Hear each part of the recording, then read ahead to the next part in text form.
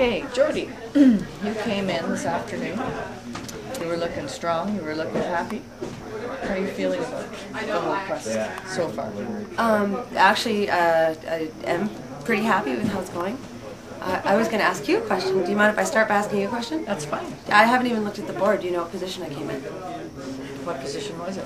I really don't know. I haven't been focusing on that at all. I've just been out there with the kids trying to figure some things out about this whole long distance racing. And so I was pretty happy with how they looked coming in. I was glad. I want to go back and look. I think if I'm doing my math right, which I'm very dyslexic, which is not a good trait in a long distance musher. The ability to not do math does not help you. But I'm thinking that my run speeds were actually fairly stable throughout the 4 runs that I did when leaving Pelly to get here. And so it always makes you feel real good when you're going as fast or near as fast at the end of a long push as you are at the beginning. At least for me and what I'm trying to accomplish, it means that I manage them right so that they stayed strong. So now you call them kids. Yes. This is like kids. your family? It is, my kids, yes. Which is really confusing to people. Say, oh, I've got to go home and feed the kids. How many kids do you have? Oh, about 60. But, yeah. How long have you been running, Dawn? About a decade. I wasn't always as serious as Dan. It was more recreational and fun, and you hang around it long enough, and I'm training the teams that he's racing, and I follow him on all the trails when we go training, and you get to a point where you're like, maybe I could do that. So a few years back, I started racing more. So what's the longest one you've done before this? I actually flew out to Quebec and did the Quebec 440. And for 2 reasons. It's because it is the longest of the mid-distance races you can get to in the state.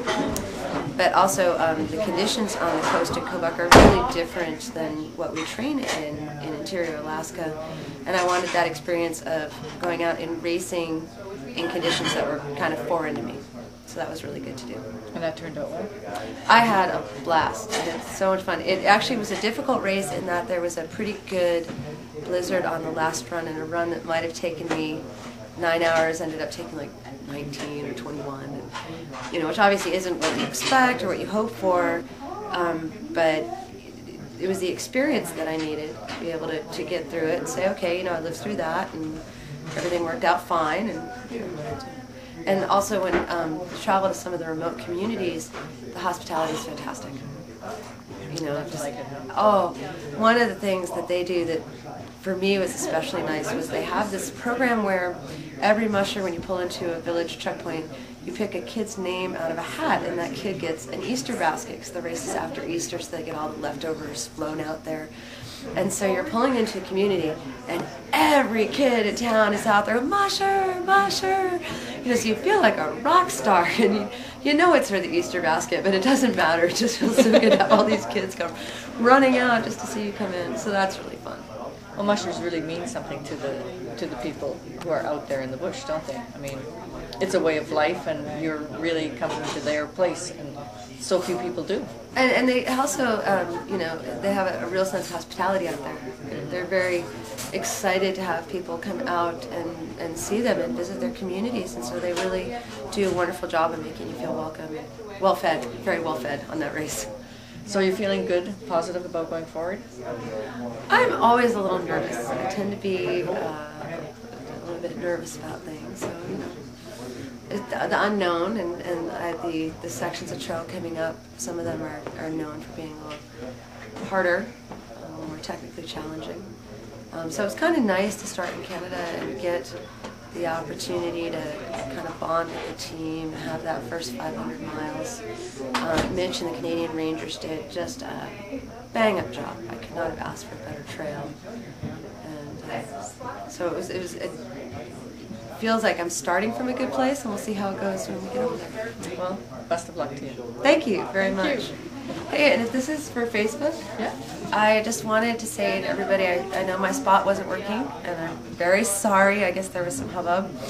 But just to remind folks that folks like our media corps, our race management, we have an incredible team of race veterinarians.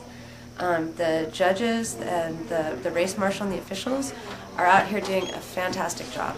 And from where I'm sitting, it's really obvious how much they care about the race and the dogs and the mushers. And what folks at home maybe don't understand is you all are living out of duffel bags, right? You're sleeping in cars, you're surviving on checkpoint food and coffee, and you're not paid. So for all the folks who take the time to worry about us and care about us, I'm really hoping they'll take a second and get on the Yukon Quest Facebook and let's show these guys some love. Our marshals and our vets and our volunteers and our press corps are out here doing a fantastic job, and I really think people don't understand the kind of hardship and the lack of sleep and the difficult conditions and the cold and really the lack of connections in a lot of places that you all are dealing with, and the really remote distances. So everybody who showed some concern, thank you. I'm absolutely fine. Now it's time to show some love. So get on and tell them all how much you appreciate the job they do.